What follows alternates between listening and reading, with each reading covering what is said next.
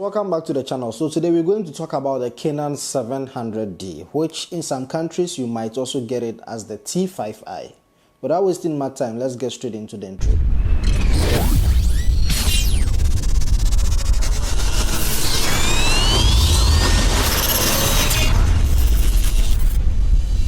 If you are watching this video, chances are maybe you want to get your hands on this particular camera, or maybe you own it and you want to upgrade but still want to find out whether it can still hold onto today's standard. And to say, I've been out on the market trying to test this particular camera for some days now, and I managed to get some sample footages. I dial into the camera and I can at least share my opinion about this camera.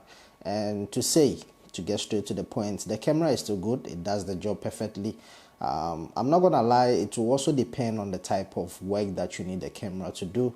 Getting straight into the specifications, the camera does full HD at 24 frames, and I think you also get 25 and 30. If you want a slow-mo, I think it will have to be on the 720p. In terms of high video codecs, you are a bit limited because remember, this is still an entry-level camera from Canon, and normally when it comes to entry-level cameras, Canon do not really put in much effort when it comes to the video codecs. The camera's build quality is awesome, it's great. I really like the implementations of all the dials, especially it's coming in with an articulating and all those flippy screens. Not just that, I mean, you guys do know that Canon cameras, in the past, especially when we talk about the 600Ds, they do not have the touch option. Okay, so with the 600D, they do have the chance to articulate, but if ever you want to touch, it will not touch, which means you need to use the dials.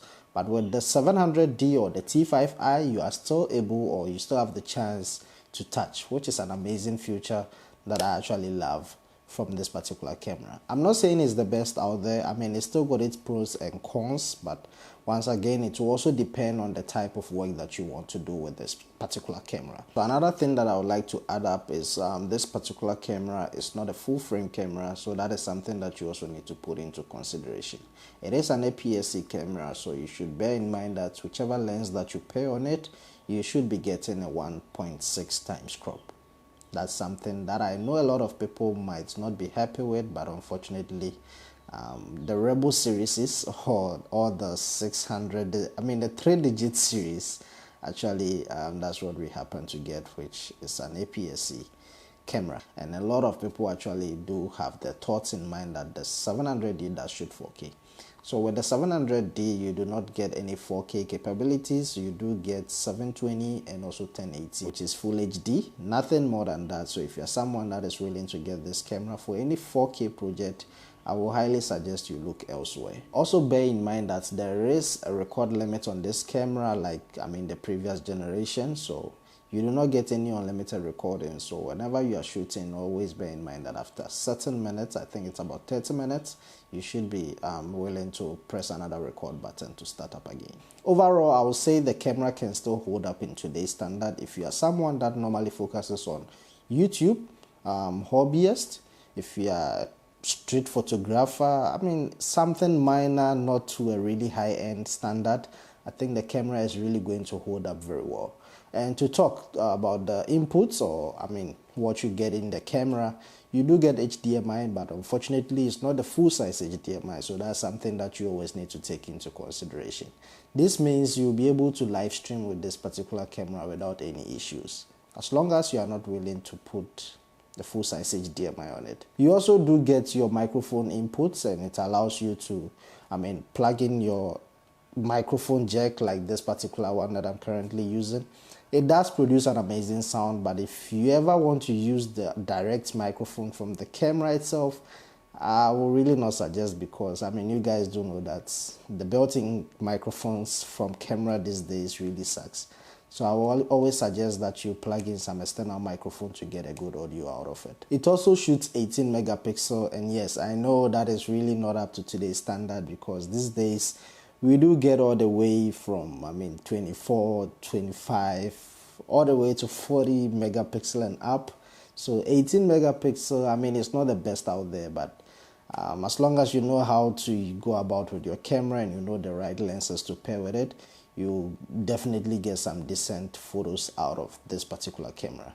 We went on a field this past weekend and we managed to capture a few images out of that particular camera. Well, we didn't actually use the 700 mostly. We paired it with 70D, and yeah, we managed to get some amazing footages out of this particular camera. 70D has 20 megapixel and then the 700D has 18 megapixel. It's not that much of a difference, but I guess they are almost the same. So if you are watching this video and you are by any chance thinking this is the 700D from the beginning, I guess you are wrong, because this is the 70D and the 700D, I don't have it in my hands right now. But yes, all the sample footage that you are seeing on this video was taken by me. It's a great camera, I'm not gonna lie. It also has 9 autofocus points, so its autofocus should perform better than the previous generation. I mean the 600D and the 650Ds.